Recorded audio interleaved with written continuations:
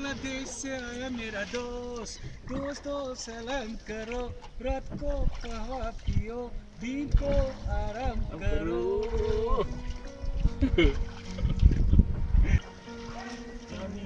जानी ना केनो एमन হয় জানি না ভাই ভিডিও ভিডিও এমন হয়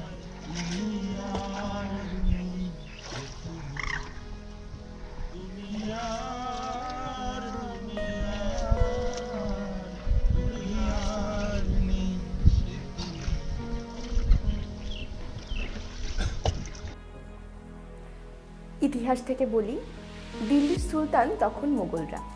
সম্রাট বাবর, আকবর, জাহাঙ্গীর, দিল্লি তখন মরুময়। গ্রীষ্মের দাবদাহে দিল্লি হলো জ্বলন্ত আগুনের কুণ্ডলী। মোগল শাহীর মসনদ তখন ফুটন্ত কড়ায়। তাই তারা অবকাশ অন্বেষণ করতেন সে সময়। কাশ্মীর ছিল মোগল বাদশাহদের অবকাশ যাপনেরই একটি প্রমোদ বাগান। চশমাশাহী, পরিমহল, শালিমার, নিষাদ, ভেরিনাগ, আচ্ছাবাল ইত্যাদি। উপলব্ধি করতে পারবেন পর্বতের ঢাল বেয়ে নামা পানির প্রবাহকে কিভাবে সুসজ্জিত করেছিল মোগলরা। মূলত গ্রীষ্মকালের অবকাশ যাপনের জন্যই মোগল বাদশাহরা আকৃষ্ট হয়েছিল কাশ্মীরের প্রতি। মোগল বাদশাহ জাহাঙ্গীর কাশ্মীরকে প্রথম তুলনা করেছিলেন স্বর্গের সঙ্গে। তার আকুল আকাঙ্ক্ষা ছিল কাশ্মীরের তৃণভূমিতে মৃত্যুবরণ করার। তিনি ফার্সি ভাষায় বলেছিলেন, আগার ফেরদৌস বে রোহি জমিনাস্ত হামিনাস্ত হামিনাস্ত হামিনাস্ত। যদি পৃথিবীতে কোনো বেহেশত থেকে থাকে তাহলে তা এখানে।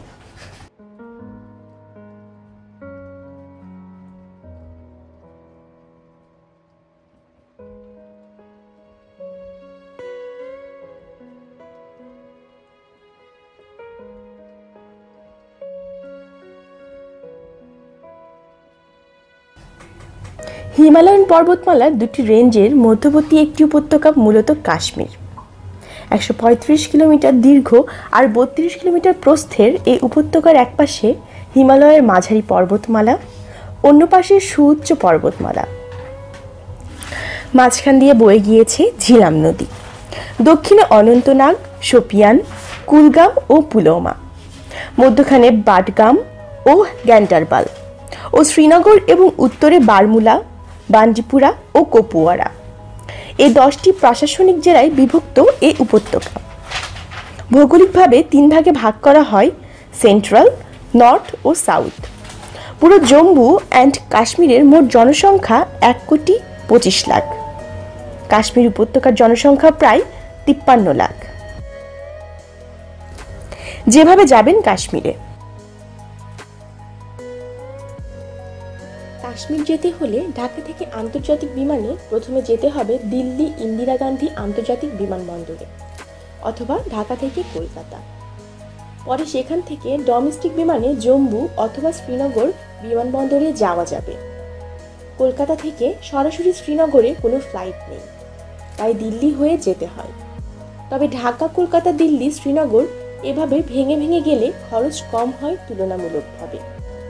এছাড়া অন্তত 1 মাস আগে টিকিট বরাদ্দ করে রাখতে পারলে কম খরচেই বিমানে সফর করা সম্ভব।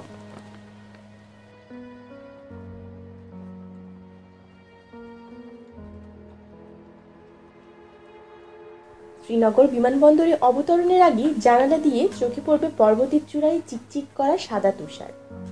মনে হবে যেন অগণিত টিনের চালে রৌদ্রের বিকিরণ। পর্বতের গায়ে তুষারের আচ্ছাদন আর তুলার বলের মতো মেঘের মধ্যে কোলাকুলি গলাগুলি দেখতে পাবেন।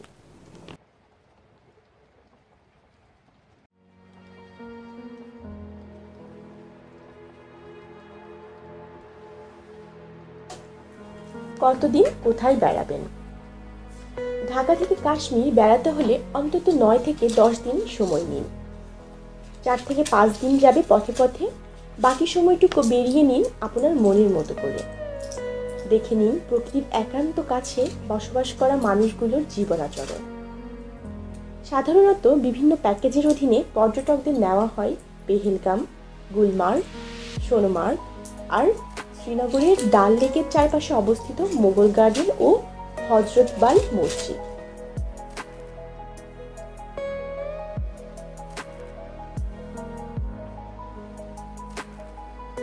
ডাল লেক কাশ্মীরের গ্রীষ্মকালীন রাজধানী শ্রীনগর শহরের নিকটবর্তী একটি বিখ্যাত ও নয়নাভিরাম প্রাকৃতিক সৌন্দর্যে ভরা পাহাড়ের পাদদেশে ডাল লেকের অবস্থান। লেকটি 3 কিলোমিটার প্রস্থ ও 22 কিলোমিটার দীর্ঘ। Actually, my name is Maharaj and welcome to Kashmir. And this is we are now in the Nehru Garden. This is a lake of the middle, and this is for Dal Lakes. And Dal Lake in Kashmir we have 4 seasons: winter, summer, autumn, and spring. And in the winter now is a winter, and now this time we have just for snowing time, no flower time. In the summer time we have 335 kind of different flowers here, so you can enjoy here. You can go one day Gulmarg, one day Pahalgam, one day Sonamarg, one day local sightseeing, and you can enjoy it. And you can feel here like brothers. You can feel here everyone in the home.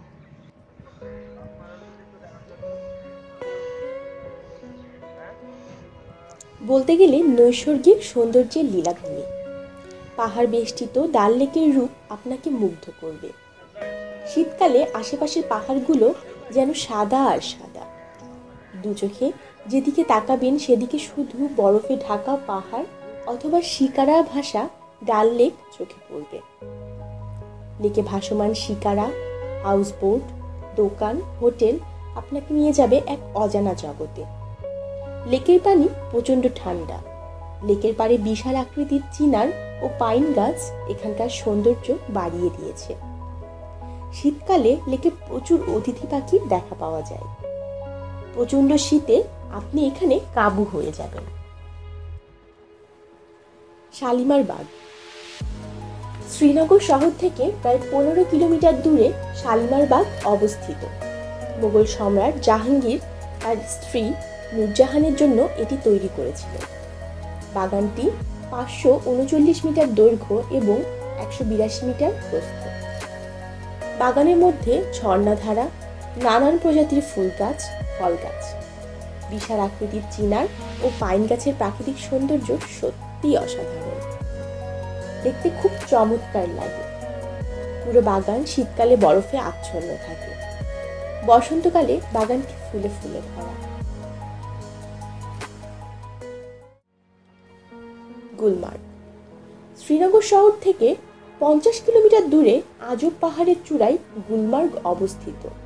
এটি সমতল ভূমি থেকে 2730 metre উঁচুতে।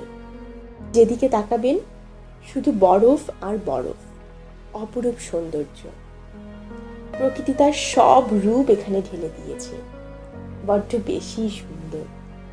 কি যে ভালো লাগা, কত যে ভালোবাসা, সার্থক জীবন। শ্রীনগর থেকে গুলমার্গ যাওয়ার পথের দৃশ্যই আপনার ভ্রমণ প্রিয়াসী মন কানায় কানায় ভরে যাবে।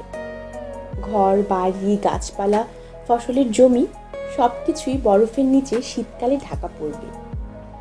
বৃক্ষরাজি পাতা শূন্য, মনে হবে প্রকৃতির সবকিছুই এখানে মৃত। আপেল বাগান যেন আগুনে পুড়ে গেছে। ঘরের চালে, বাগানে, চিনার গাছে বরফ ঝুলে থাকবে। এখানকার মানুষগুলো প্রকৃতির মতো সুন্দর। গুলমার্গ দেখলে বুঝতে পারবেন কাশ্মীরকে কেন ভূস্বর্গ বলা হয়। গাড়ি দিয়ে পাহাড় বেয়ে বেয়ে গুলমার্গ যাওয়ার পথের দৃশ্য এবং ভালো লাগার অনুভূতি আপনি কোনোদিন ভুলতে পারবেন না। স্কেটিং, রোপওয়ে দিয়ে এক পাহাড় থেকে অন্য পাহাড়ে আসা যাওয়া, বরফে গড়াগড়ির সুযোগ রয়েছে।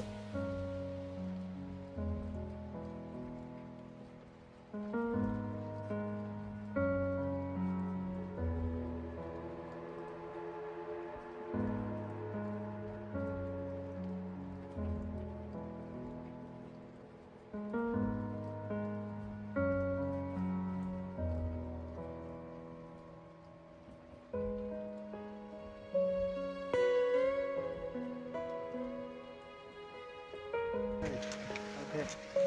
Viewers, you saw the fascinating ice skating here in Gulmarg. This is just beautiful place. and you should come at least once in your life. Yeah, thank you. Pahalgam Srinagar থেকে প্রায় 97 কিলোমিটার দূরে পাহেলগাম। ট্যাক্সি ভাড়া নেবে প্রায় 2500 রুপি। অনন্তনাগ থেকে বাকি অংশটা গেলে শুধু রাস্তার দুপাশে পড়বে আপেলের বাগান। জুলাই থেকে অক্টোবর এই সময়ের মধ্যে গেলে গাছে আপেল দেখা যায়। পাহেলগাম নেমে আবার ছোট গাড়ি ভাড়া করে ঘুরে বেড়াতে হয়। কয়টা স্পট ঘুরবেন তার উপরে এই গাড়ির ভাড়া নির্ভর করে, তবে গড়ে 1600 রুপিতেই হয়ে যায়। এখানে অনেকগুলো স্পট রয়েছে, তাদের মধ্যে Aru valley, Betaab valley, Chandanwari, Lidderwat river, mini Switzerland খ্যাত বাইসারান, শান টেম্পল, তুলিয়ান লেক, মানুষী লেক বিখ্যাত। যে সকল বিষয় খেয়াল রাখবেন। কাশ্মীরে বর্ষাকাল বলে আলাদা কোনো মৌসুম নেই, তবে যে কোনো মুহূর্তে হতে পারে বৃষ্টি, সুতরাং ছাতা রাখুন সাথে। ভুলে গেলে চলবে না, কাশ্মীর একটি সীমিত মাত্রার যুদ্ধক্ষেত্র। যে কোনো মুহূর্তে সেখানে হতে পারে কারফিউ কিংবা বন্ধ বা হরতাল। এসব কারণে আপনার সফরের মধ্যপথে 2-1 দিন মাটি হয়ে গেলে অবাক হওয়ার কিছু থাকবে না। সন্ধ্যা 8টার পর হোটেলের বাইরে অযথা ঘোরাফেরা করার বিষয়ে অবলম্বন করুন বিশেষ সতর্কতা। আর হ্যাঁ, সঙ্গে রাখুন পাসপোর্ট সহ প্রয়োজনীয় কাগজপত্র। আশ্বস্ত হওয়ার বিষয় হচ্ছে, অন্যান্য পর্যটন এলাকার মতো গলাকাটা মূল্য কিংবা সেবার নামে প্রতারণার শিকার হওয়ার সম্ভাবনা কাশ্মীরে সবচেয়ে কম। কি ভাবছেন, কাশ্মীর যেতে অনেক খরচ, ঝক্কি ঝামেলা অনেক? ভূস্বর্গ বেড়াতে যাবেন, একটু ঝক্কি ঝামেলা তো পোহাতেই হবে।